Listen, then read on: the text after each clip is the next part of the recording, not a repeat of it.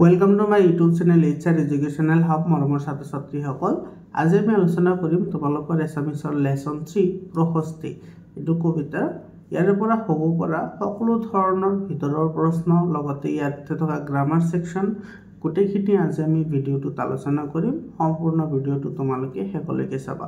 মৰমৰ ছাত্ৰ ছাত্ৰীসকল তোমালোকৰ যেটো মেট্ৰিক পৰীক্ষা হ'ব 2026 ত সেই পৰীক্ষাত ইয়াৰ পৰা তোমালোকে 99% কোৱেশ্চন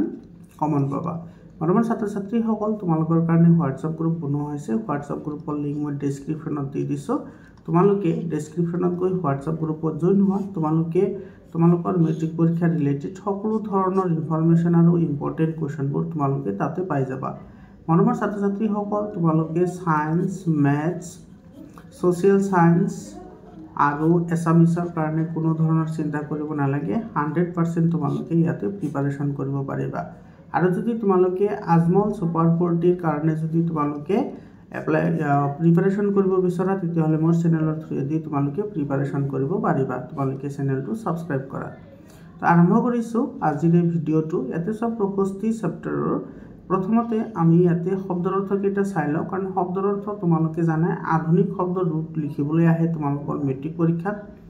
ইয়াতে যিবোৰ কোৱেশ্চন আমি আলোচনা কৰিম সেইখিনি তোমালোকৰ হাফ ইয়াৰলি তাৰ পিছত তোমালোকৰ প্ৰি বোৰ্ড এক্সাম আৰু তোমালোকৰ মেট্ৰিক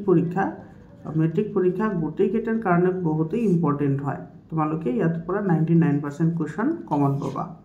তো আৰম্ভ কৰিছো ইয়াতে চোৱা অন্তৰিক্ষ মানে কি আকাশ যা পৃথিৱী আৰু সূৰ্যৰ মাজত দেখা যায় উখা মানে হৈছে ৰাতিপুৱা সো এটো বহুত ইম্পৰ্টেন্ট হয় ঋত্বিক মানে যজ্ঞ কৰা পুৰোহিত কালযত্ৰী মানে দুৰ্যোগপূৰ্ণ ৰাতি বা ভয়াবহ ৰাতি কি ফল হয় মানে কুহিপাত বা গজালি বা কু তাৰ পিছত আছে কিচক বৈন্য এটো চোৱা কিচক বৈন্য কি হয় কিচক বাহৰ পৰা তৈয়াৰ কৰা বাহি তাৰ পিছত আছে কুমকুম সো এটোৰ ওপৰত কিন্তু সমুটকাও লিখিব আহিব পাৰে 2 মাৰ্কৰ কাৰণে এবিধ সুগন্ধি হালধীয়া ফুলৰ শুকান গুৰি বা কেশৰ ইয়াক প্ৰসাধনত ব্যৱহাৰ কৰা হয় কবিতাটোত দুকমুকালিৰ পোহৰক কুমকুমৰ লগত তুলনা কৰা হৈছে তাৰ পিছত আছে সব কুসুম মানে কি কুসুম মানে হৈছে ফুল তাৰ পিছত আছে ক্লেট মানে হৈছে গেলা মলযুক্ত পানী চামৰ মানে চুৰি পুখুৰ নিজৰ পৰা প্ৰস্তুত কৰা মাখি খুদুৱা বা ধুলি জুকুৰা যতন চিত্তহাৰী মানে মন প্ৰাণ হৰিণীয়া তাৰ পিছত আছে সোৱাটো তন্দ্ৰালক এটো কিন্তু আহি থাকে পৰীক্ষাত এবোৰ আধুনিক ৰূপ লিখিব এটো হৈছে তোমাৰ প্ৰান্ত ক্লান্ত বেছিকৈ ভাগৰ লাগি টুপনিত কল মুটিয়াই থকা অৱস্থা তেজি মানে ত্যাগ কৰা টান মানে সুৰ বা ৰাগ দীৰ্ণ মানে হৈছে তোমাৰ বিদাৰিত কলা বা চিৰা পৰিমল মানে সুগন্ধ এটো সুগন্ধ পঞ্জীভূত মানে সঞ্চিত বা জমা হৈ থকা ফুল্ল মানে ফুলি উঠা পাহি মেলা ফুল বসুদা মানে পৃথিৱী বা বসুমতী এটো বহুত ইম্পৰ্টেন্ট হয় এটো আহি থাকে বিহংগ মানেও আহি থাকে এটো সব বিহংগ মানে হৈছে চৰাই বা পক্ষী মহামহিম মানে অতিশয় গৌৰৱান্বিত বৰমান্য বা এটো খ্যাতিমন্ত ৰঞ্জিলে মানে ৰঙীন কৰিলে বা পোহৰ কৰিলে তাৰ পিছত চোৱা তোমালোকৰ এটো অনুশীলনীত থকা প্ৰশ্ন কেটা চাবা অতি চমু উত্তৰৰ প্ৰশ্ন এটা ক নম্বৰ কি কৈছে চোৱা ৰঘুনাথ চৌধুৰী কি কবি হিচাপে জনা যায় এটো কিন্তু বহুত ইম্পৰ্টেন্ট কোৱেশ্চন হয় তোমালোকৰ 1 মাৰ্কৰ কাৰণে এনেকুৱা ধৰণৰ কোৱেশ্চন আহা দেখা যায় ৰঘুনাথ চৌধুৰীক বিহগী কবি বুলি জনা যায় ৰঘুনাথ চৌধুৰীৰ কবিতা পুথি দুখনৰ নাম লিখা এটাৰ আনসাৰ লিখিবা এনে ধৰণে ৰঘুনাথ চৌধুৰীৰ কবিতা পুথি দুখনৰ নাম হল হাদৰী কেতেকী গ নম্বৰ প্ৰশ্নটো চোৱা প্ৰকৃতিক কোনে হাদৰী আনিলে বুলি কবিয়ে কৈছে এৰ আনসাৰ লিখিবা প্ৰকৃতিত নতুন কুহিপাতে হাদৰী আনিলে বুলি কবিয়ে কৈছে ঘ নম্বৰটো মন্দিৰৰ উপেক্ষিত কি ফুলে প্ৰেমে পৰিমল সঁচা বুলি কবিয়ে কৈছে তো এটাৰ আনসাৰ লিখিবা এনেদৰে মন্দিৰৰ উপেক্ষিত ৰব ফুলে প্ৰেম পৰিমল জসা বুলি কবিয়ে কৈছে মৰমৰ ছাত্ৰ ছাত্ৰীসকল তোমালোকে PDF ফাইল লাগিলে PDF ফাইলো পাই যাবা তোমালোকে WhatsApp গ্ৰুপত জয়েন হোৱা আৰু তোমালোকৰ কাৰণে সায়েন্স আৰু ম্যাথছৰ চেপ্টাৰ ওয়াইজ এমসিকিউ বনোৱা হৈছে তোমালোকে যদি চেপ্টাৰ ওয়াইজ এমসিকিউ যদি বিচৰা তেতিয়া হলে তোমালোকে পাই যাবা মই পাৰ্সোনাল হোৱাটসএপ নাম্বাৰ দি দিম তোমালোকে হোৱাটসএপ কৰিবা 9 নম্বৰ প্ৰশ্নটো চোৱা জল স্থল আৰু কোট দেৱতাৰ মহা অভিযান চলিছে জল স্থল আৰু অন্তৰিক্ষ সকলোতে দেৱতাৰ মহা অভিযান চলিছে তাৰ পিছৰ প্ৰশ্নটো চোৱা মহামহিমৰ গান কিহে গাই বুলি কবিয়ে কৈছে মহামহিমাৰ গান কিছক বিনুৱে গাই বুলি কবিয়ে কৈছে 2 নম্বৰটো চোৱা কবিতাটোত কবিয়ে প্ৰকৃতিৰ কি বস্তু আনিছে লিখা কবিতাটোত কবিয়ে প্ৰকৃতিৰ বিভিন্ন বস্তু টানি আনিছে সেইবোৰ হল উখা কিখল জামৰ কুকুম ৰবাব অন্তৰিক্ষ কিছক বিনু আৰু বিহংগ তাৰ পিছৰ প্ৰশ্নটো চোৱা এই প্ৰশ্নটো বহুত ইম্পৰ্টেন্ট কোৱেশ্চন হয় তোমালোকৰ মেট্ৰিক পৰীক্ষাৰ কাৰণে প্ৰি বোৰ্ড এক্সামিনেশনৰ কাৰণে লগতে হাফ ইয়াৰলিৰ কাৰণেও কবিতাটোত কবিয়ে কিয় আৰু কাৰ প্ৰশস্তি কৰিছে কবিতাটোত কবিয়ে প্ৰকৃতিৰ সৌন্দৰ্যৰ মাজেৰে সুন্দৰৰ প্ৰশস্তি গাইছে প্ৰকৃতিৰ সৌন্দৰ্যৰ মাজত কবিয়ে চিৰ সুন্দৰ অৰ্থাৎ নেদেখাজনৰ অস্তিত্ব উপলব্ধি কৰিছে হেহে সেই চিৰ সুন্দৰৰ প্ৰশস্তি কৰিছে যাতে সকলোৱে বুজিব পাৰে আৰু পৰম মুক্তিৰ বাট বিচাৰিব পাৰে 4 নম্বৰ কোৱেশ্চনটো চোৱা কবিতাটোত প্ৰকৃতি সুধাৰ মাজত কি দৰে সুন্দৰৰ সাধনা লুকাই আছে লিখা মৰমৰ ছাত্ৰ-ছাত্ৰীসকল চোৱা এই যেটো প্ৰশ্ন এই প্ৰশ্নটো আৰু যদি তোমালোকৰ আহে যে প্ৰশস্তি কবিতাটোৰ মূল ভাৱ লিখা তেতিয়াহলে কিন্তু এনসাৰ সেম আহিব ঠিক আছে এনসাৰ কি হ'ব সেম আহিব এটো আৰু ইয়াৰে এনসাৰ সেম গতিকে তোমালোকে এইটো এনসাৰ যদি মনত ৰাখা তেতিয়াহলে তোমালোকে মূল ভাৱ লিখিব পাৰিবা এটো তোমাৰ মূল ভাৱৰ ইকুইভ্যালেন্ট হয় আৰু এটো এনসাৰ লিখিবা এনেধৰণে চাবা প্ৰশস্তি কবিতাটোত প্ৰকৃতিৰ অপূৰ্ব সুন্দৰ ৰূপ বৰ্ণনা কৰিছে বেলিৰ পোহৰ পোহৰাই তোলা পৃথিৱী গছে বনে প্ৰকৃতিক নহাজেৰে সজাই তুলিছে বনৰ চৰাই গছ লতিকাৰ সুমধুৰ ছন্দেৰে যেন কেৱল সৌন্দৰ্য সৃষ্টি কৰা নাই সন্ধান কৰিছে চিৰ সুন্দৰৰ মাটি পানী বায়ু সকলোতে যেন বিয়পিছে কেৱল সুন্দৰৰ আৰাধনা কৰবাত বাজি উঠিছে কিছক বাহিৰে তৈয়াৰী বাহিৰহুৰ যি হি যেন কৰি আনিছে চিৰ সুন্দৰৰ বাৰ্তা কবিয়ে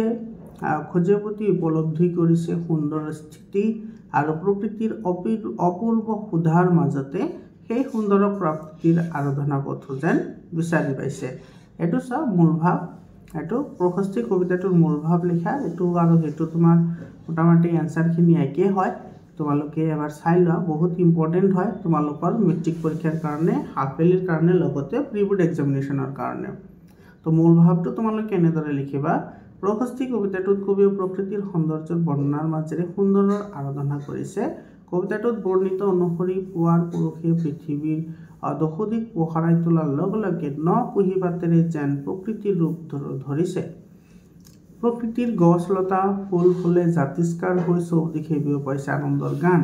বনৰ চৰাইৰ সুললিত কণ্ঠই সমস্ত প্ৰাকৃতিক গুঞ্জন তুলিছে য'ত কবি অনুভৱ কৰিছে চিৰ সুন্দৰৰ উপস্থিতি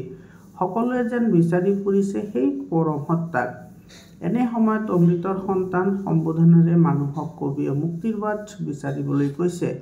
কাল ৰাত্ৰিৰ পাছত যি মুক্তিৰ বাট দিব পাৰে কেৱল চিৰ সুন্দৰে যিদৰে অন্ধকাৰৰ পিছত পৃথিৱীক পোহৰ দিয়ে সূৰুজে কৰবাৰ পৰা ভাহি আহিছে কিছক বিনুৰ সুৰ যি সুৰত্ব কবিয়ে শুনিবলৈ পাইছে নেদেখাজনৰ আবাহন সেই আবাহনী সুৰ অন্তকৰণেৰে উপলব্ধি কৰিব পৰাকৈ ভক্তবৃন্দক মায়ামোহ ত্যাগ কৰি ধ্যানমগ্ন হ'বলৈ কবি আহ্বান জনাইছে কবি ৰঘুনাথ চৌধুৰী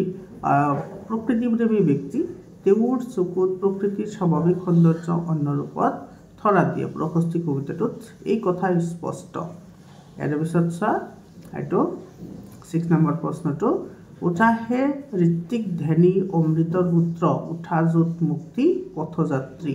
কবিয়ে কিয় এনেদৰে আহ্বান জনাইছে বুজাই লিখা বহুত ইম্পৰ্টেন্ট হয় এনেকুৱা ধৰণৰ কোৱেশ্চন তোমালোকৰ half yearly exam pre board exam আৰু মেট্ৰিক এক্সাম গোটেইকেইটাৰ কাৰণে ইম্পৰ্টেন্ট হয় তোমালোকে এইটো চেপ্টাৰ পৰা আমি যিখিনি আলোচনা কৰিলো তাৰ পৰা তোমাৰ 99% কোৱেশ্চন তোমালোকে পৰীক্ষাত কমন পাবা তো এইটোৰ এনসাৰ তুমি কেনেদৰে লিখিবা এইটো চোৱা কবিতাটোত প্ৰকৃতিৰ সুন্দৰ ৰূপৰ মাজত কবি অনুভৱ কৰিছে যেন প্ৰকৃতিৰ জগতৰ সকলোবোৰ ধ্যান সূৰ্যৰ প্ৰতি অৰ্থাৎ আন্ধাৰ বিনাশী শক্তিৰ প্ৰতি সকলোৱে যেন সেই শক্তিক ধ্যান কৰিছে মানৱক চিৰমুক্তি দিব পাৰে কেৱল সৃজনকৰ্তাই প্ৰকৃতিৰ জগতৰ দৰে সেই মানুহকো চিৰমুক্তিৰ বাবে সৃজনকৰ্তা ধ্যান কৰিবলৈ কবিয়ে আহ্বান জনাইছে বায়ু পানী মাটি সকলো যেন সেই চিৰসুন্দৰৰ ধ্যানতেই নিমগ্ন অনিত্যতা যন্ত্ৰণাৰ পৰা চিৰমুক্তিৰ বাটেৰে খোজ কঢ়া মানুহক অমৃতৰ পুত্ৰ সম্বোধনেৰে কবিয়ে পৰম শক্তিৰ আবাহন কৰিবলৈ কথাষাৰৰ দ্বাৰা সোঁৱৰাই দিছে তাৰপিছত চোৱা 7 নম্বৰটো ব্যাখ্যা কৰা এইটো চোৱা উঠে আৰু হিৰে হিৰে বন বিহংগৰে ছন্দভৰা সুমধুৰ টান জল স্থল অন্তৰিক্ষ সকলোতে যেন দেৱতাৰ মহা অভিযান তো এইটো চোৱা তোমালোকৰ এনেকুৱা মই আগতেও কৈছোঁ যে তোমালোকৰ যিবোৰ ব্যাখ্যা কৰা আহে ব্যাখ্যা কৰাত তোমাৰ 4 মাৰ্ক থাকে তো 1 মাৰ্ক থাকে উদ্ধৃতিত মানে এইটো ক'ৰ পৰা লোৱা হৈছে সেইখিনি তাৰপিছত 1 মাৰ্ক থাকিব তোমাৰ এইটো শৰ্ট ডেছক্ৰিপশ্যনত তাৰপিছত থাকিব তোমাৰ ডেছক্ৰিপশ্যনত 2 মাৰ্ক তো ইয়াতে টোটেল 4 মাৰ্ক থাকিব তো সেইখিনি চোৱা তোমাৰ এইখিনি থাকিব 1 মাৰ্ক চোৱা উক্ত কবিতা পাখি আমাৰ পাঠ্যপুথিৰ অন্তৰ্ভুক্ত বিহগী কবি ৰঘুনাথ চৌধুৰী দেৱৰ দ্বাৰা ৰচিত প্ৰশস্তি নামৰ কবিতাটোৰ পৰা তুলি দিয়া হৈছে তো এইখিনি লিখিলে তুমি 1 মাৰ্ক পাবা তাৰপিছত এইখিনি লিখিলে পাবা 1 মাৰ্ক কবিতা পাখিৰ জৰিয়তে কবিয়ে পোৱা সূৰ্যক হেঙুলি আভাই জলস্থল আকাশ বতাহৰে ক্ষেত্ৰত লগতে সমগ্ৰ প্ৰাকৃতিক জগতক কিদৰে এক আনন্দময় উৎসৱমুখৰ পৰিৱেশৰ সৃষ্টি কৰিছে তাক ক'ব বিচাৰিছে তো ইয়াতে থাকিব 1 মাৰ্ক ঠিক আছে তো 2 মাৰ্কস হৈ গ'ল আৰু বাকি যিখিনি তোমাৰ ডেসক্ৰিপশন আছে সেইখিনিত পাবা 2 মাৰ্কস এটা চোৱা এইখিনিত তুমি 2 মাৰ্কস পাবা তো এইখিনি তুমি কেনেদৰে লিখিবা পুৱাৰ পূব আকাশৰ সূৰ্যে কাল ৰাতিৰ ঘূৰ অন্ধকাৰ বিনাশ ঘটাই সমগ্ৰ প্ৰাকৃতিক ন হাজেৰে সজাই তোলে বনৰ চৰাই চিৰিকটিৰ গানে গছ লতিকাৰ হিৰে হিৰে শ্ৰুতি মধুৰ গীতৰ ৰাগিনী ঢালি দিছে চৌদিশে মুকলি থকা ফুলবোৰ প্ৰাণ আনন্দৰে ভৰি পৰিছে তাৰপিছত জল স্থল আকাশৰ লগতে সমগ্ৰ পৃথিৱীতে সুন্দৰতা জয়গান বাজি উঠিছে কবিৰ কল্পনাত গোটেই জগতেই যেন আনন্দত মতলীয়া হৈ চৌদিশে উজ্বলি উঠিছে প্ৰকৃতিৰ এই চকুত লগা বিনন্দীয়া ৰূপে স্বৰ্গমাৰ্তৰ মাজত প্ৰভেদ নোহোৱা কৰি তুলিছে আৰু সকলোতে যেন দেৱতাৰ কানে কানে মুক্তিপথ তথা সুন্দৰতাৰ মহা অভিযানৰ জৰিয়তে বাতৰিহে যোগাইছে তো ইয়াতে পাবা 2 পাৰ্ট তাৰপিছত খ নম্বৰটো চোৱা কবি দীৰ্ণ জৰাজীৰ্ণ পুঞ্জীবিত ক্লেজ শেষ হ'ল মহাকাল ৰাত্ৰি উঠাহে ঋত্বিক ধ্যান অমৃতৰ পুত্ৰ উঠা য'ত মুক্তি পথযাত্ৰী এইটো এনসাৰ লিখিব এনেধৰে উক্ত কবিতা ভাষী আমাৰ পাঠ্যপুথিৰ অন্তৰ্গত বিহগী কবি ৰঘুনাথ চৌধুৰীৰ বিৰচিত প্ৰশস্তি নামৰ কবিতাটোৰ পৰা তুলি দিয়া হৈছে কবিতা ভাষীৰ জৰিয়তে কবিয়ে অমৃতৰ সন্তানক মানুহক কাল ৰাত্ৰিৰ শেষত মুক্তিৰ বাট বিচাৰিবলৈ আহ্বান জনাইছে নিশাৰ আন্ধাৰ অৰ্থাৎ কাল ৰাত্ৰিৰ ঘূৰ অন্ধকাৰৰ অৱসান ঘটাই পুৱা আকাশত ৰঙালী সূৰুজে ভুমুকি মৰাৰ লগে লগে সমগ্ৰ প্ৰাকৃতিক জগততে এক অনুৰূপ সৌন্দৰ্য সৃষ্টি হয় প্ৰকৃতিৰ সন্মুংগিনী সুদাৰ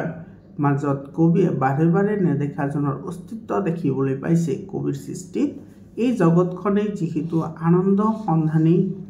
আলোক সন্ধানী গতিকে অমৃতৰ সন্তান মানুহৰ জীৱশ্ৰেষ্ঠ হৈও কিয় পোহৰৰ সন্ধান কৰিব বিচৰা নাই প্ৰকৃতিৰ ৰূপ আৰাধনাৰ আঁৰত ঈশ্বৰৰ ভক্তি স্বৰূপে সোমাই আছে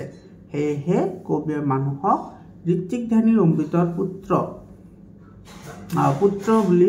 বিশ্লেষণ কৰি এলা ত্যাগ কৰি মুক্তিৰ পথ বিচাৰিবলৈ আহ্বান জনাইছে গ নম্বৰটো চোৱা মোহন কৃষক বিনু অনাহত ছন্দে গাই মহামহিমাৰ গান মুহ তন্দ্ৰালক তেজি উঠা ভক্তবৃন্দ সুন্দৰৰ পৰা ৰূপধ্যান তো এইটোৰ এনসাৰ লিখিব এনেধৰে উক্ত কবিতা ফাঁকি আমাৰ পাঠ্যপুথিৰ অন্তৰ্গত বিহগী কবি ৰঘুনাথ চৌধুৰী দেৱৰ বিৰচিত প্ৰশস্তি নামৰ কবিতাটোৰ পৰা তুলি দিয়া হৈছে কবিতা ফাঁকিৰ জৰিয়তে কবিয়ে পুৱাৰ সূৰুজক হেঙুলি আভাই বিনন্দীয় প্ৰকৃতিৰ অপৰূপ লাৱণ্য জগাই তুলি কেনেদৰে জগতক পুলকিত কৰে তাকে বুজত প্ৰকাশ কৰি মানুহক সুন্দৰৰ সন্ধান কৰিবলৈ আহ্বান জনাইছে। তাৰপিছত লিখিবা পুৱাৰ পূৰ্বাকাশত সূৰ্যৰ শিঙলি কিৰণে ভুমুকি মৰাৰ লগে লগেই সমগ্ৰ প্ৰাকৃতিক জগততে এক আলোড়নৰ সৃষ্টি হয়। গছ গছনি চৰাই চিৰিকটিৰ উপৰিও আকাশ বতাহ সকলোতে আনন্দই ভৰি পৰে। কৃষক বেণীৰ বতাহত আনন্দতে নিজে নিজে সুৰ তুলি মহামহিমাৰ গান গাইছে। কবিয়ে ভক্তবৃন্দক তুন্দ্ৰা ত্যাগ কৰি সুন্দৰৰ ৰূপ ধ্যান কৰিবলৈ কৈছে। প্ৰকৃতিৰ সন্মোহিনী কোধাৰ মাজত কবিয়ে বাৰে বাৰে নেদেখাজনৰ অস্তিত্ব দেখিবলৈ পাইছে। যিহেতু প্ৰকৃতিৰ ৰূপ আৰাধনাৰ আঁৰত ঈশ্বৰৰ ভক্তিস্বৰূপ সোমাই আছে,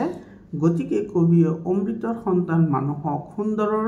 ৰূপ ধ্যান কৰি মুক্তিৰ পথ বিচাৰিবলৈ আহ্বান জনাইছে।